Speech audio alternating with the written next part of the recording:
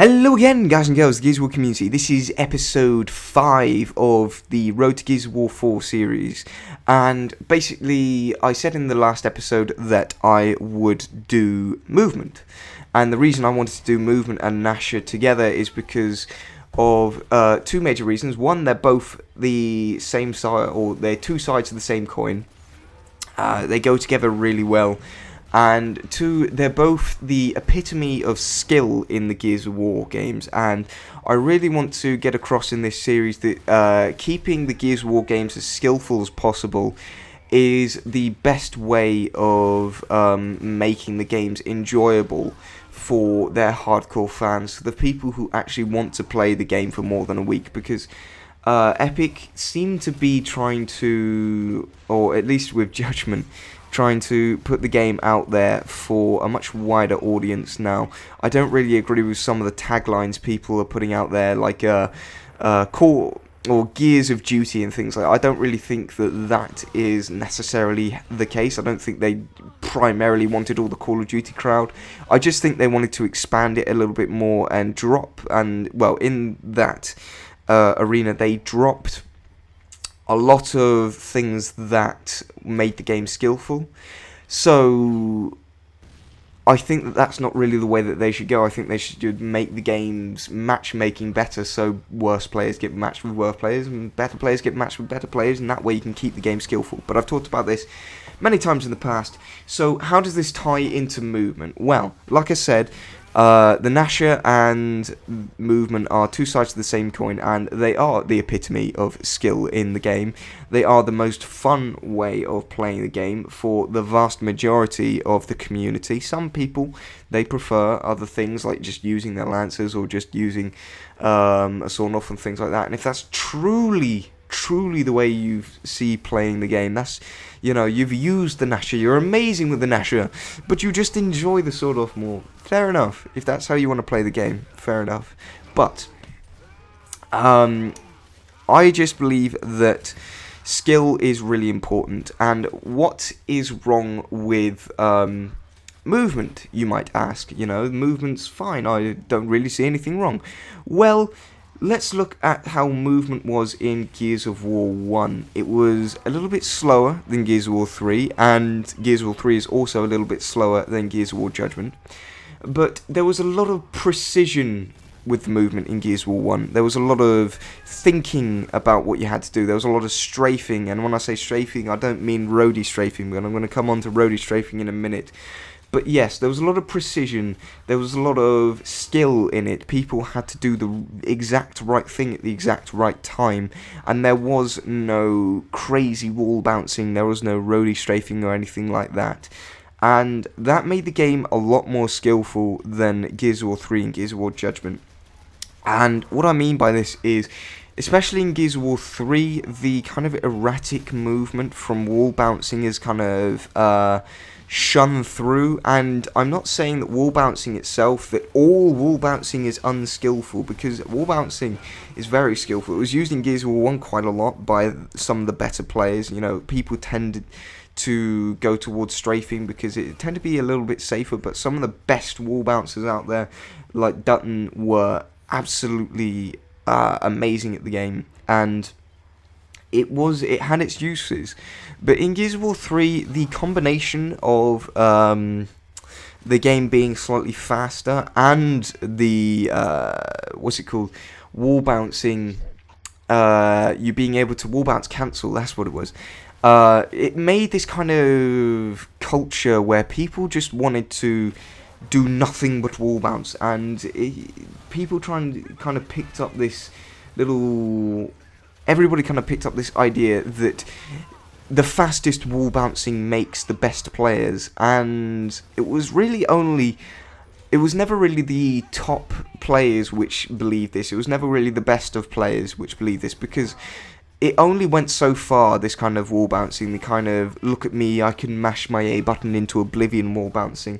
And that's what I mean by this. I mean the kind of I'm going to go and sit in a hallway until someone comes near, and then I'm going to mash my A button up to them, get to point blank range, and then blow them away.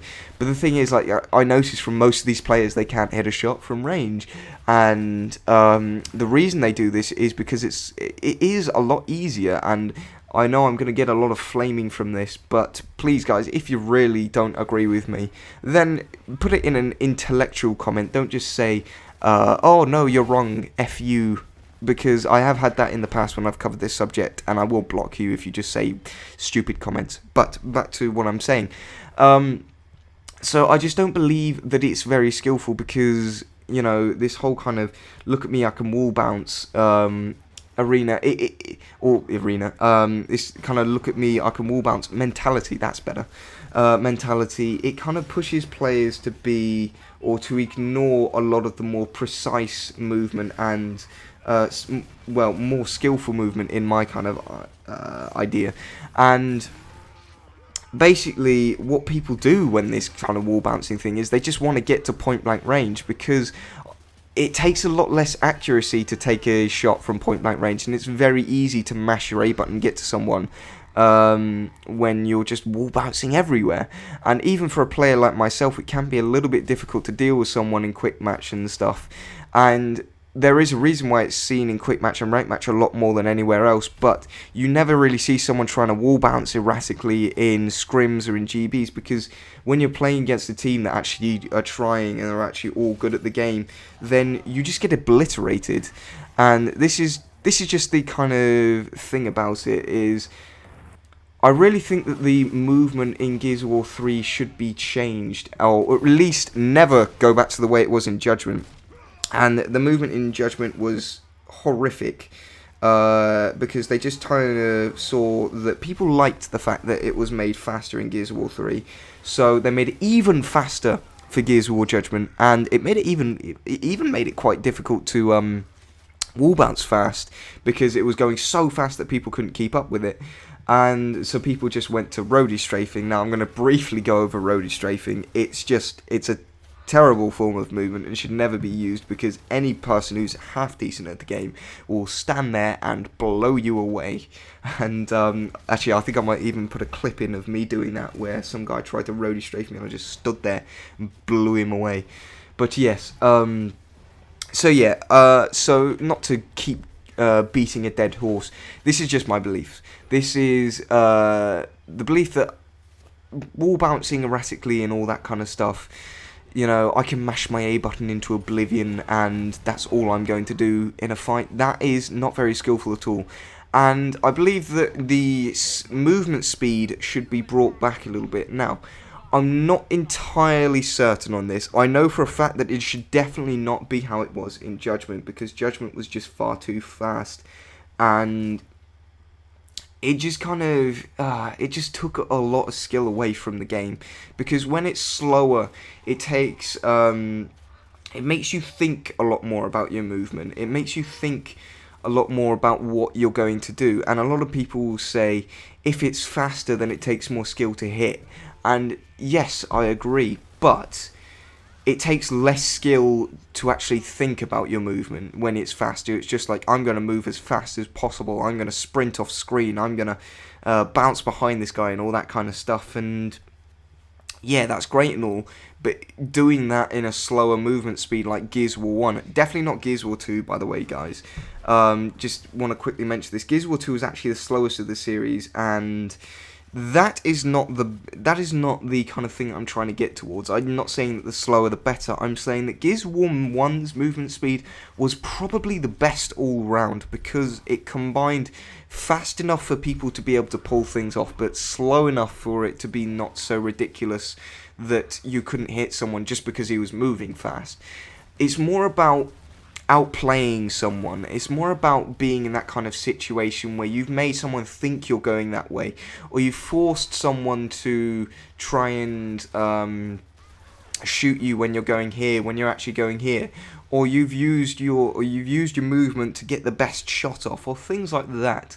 And I think that kind of skill has been lost in the Gears of War community. I think people just have banded together, and a lot of the YouTubers have kind of put forward that the kind of erratic wall bouncing is the best way of playing the game, and I really don't think so. So it's a very simple concept, and I'm not going to keep going on about this because basically the point of this episode is really just to get one point across.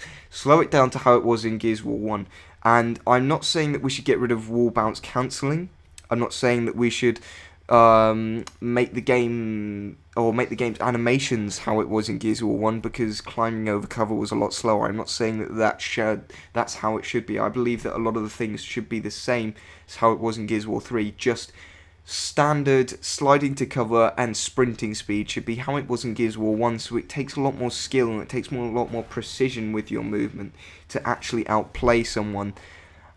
And I think that's just how I think that's just what I'm trying to get across here. So yeah, I'm going to stop beating a dead horse because it was basically just 10 minutes of me trying to say the same thing. But yeah, it's really hard to get across what I'm saying and still kind of get people on my side. But let me know your opinions on the matter in the comment section below, guys. As I said, if you leave me some crazy kind of F you, you're wrong comment, because I have done this in the past and I have gotten that kind of comment in the past, I'm just going to delete it. That's just how it's going to be.